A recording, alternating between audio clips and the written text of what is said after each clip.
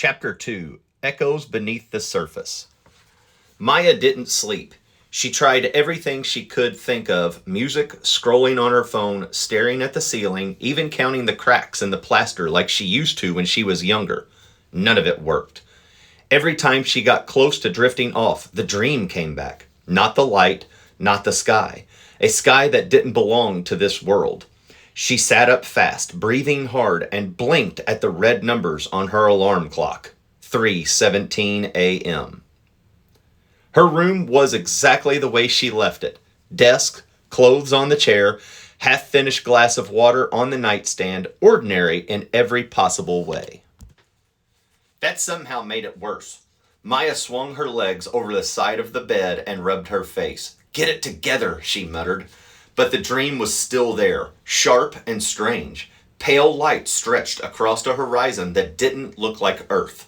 And above it, two suns. Maya froze. "No," she whispered. She stood and started pacing. "That's not real. That's not a thing." But the image didn't fade. It stayed with her, like something she wasn't supposed to remember. Across town, Adrian was awake too. His room looked like a storm had hit a library. Papers covered the desk. Star charts were spread across the floor. His grandfather's notebook sat open beside the telescope, which was still pointed towards the window like it expected the sky to explain itself.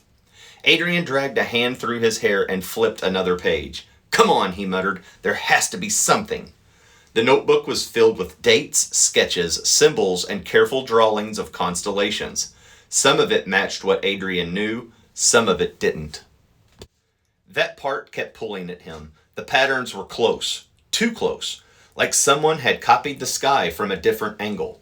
He stopped at one page and stared. A cluster of stars, familiar, but wrong in a way that made his stomach tighten. One point was shifted just enough to break the shape. Adrian leaned back in his chair. "That's not a mistake," he said quietly. He grabbed a pen and drew the same pattern on a blank page. Then he copied the modern versions next from memory. The difference was obvious. Not wrong, just changed. Adrian stared at the two drawings. A cold feeling settled in his chest. This isn't from here. The words came out before he could stop them, and the second he said them, something in him went steel. Not fear.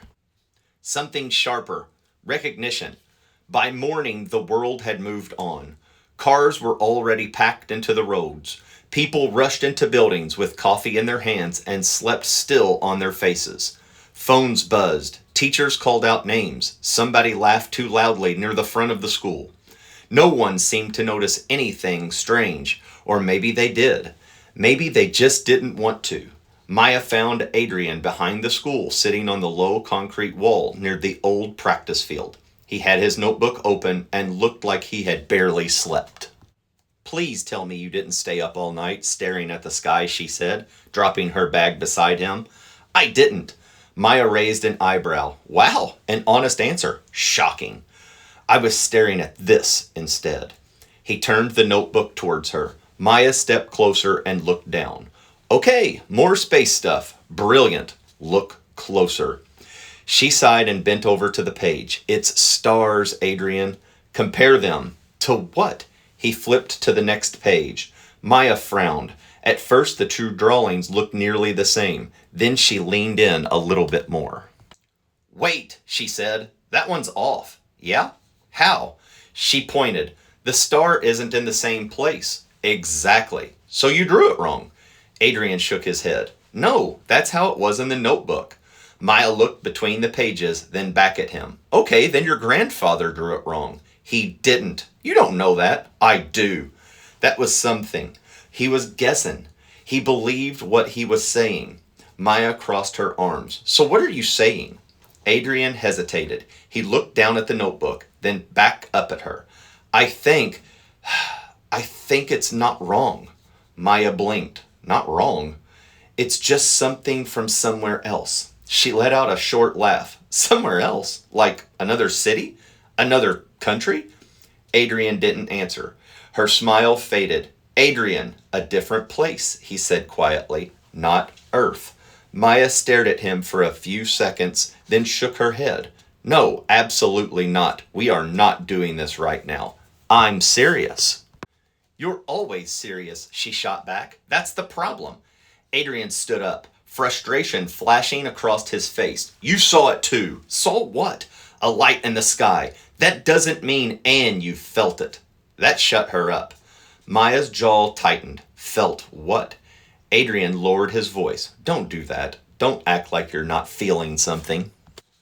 For a second, she said nothing, because she had. The dream had felt real too. Too detailed, too familiar.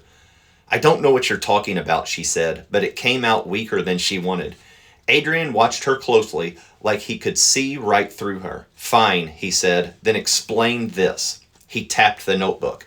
If this isn't wrong, how did he draw it like that? Maya looked down again, at the stars, at the tiny shift that shouldn't have mattered but somehow did, at something that didn't belong. I don't know, she admitted. Neither do I, Adrian said, but I'm going to find out. Maya let out a tired breath and ran a hand through her hair. Of course you are. There's more in here, he said. Coordinates, notes, patterns. I just need to figure it out. And when you do, she asked. Adrian looked up. For a second, it was like he was staring through the blue sky behind them, past it, beyond it. Then maybe, he said, we'll understand what we saw. Maya followed his gaze and felt the same strange pressure in his chest. She didn't want to admit it. I didn't want to give it a name.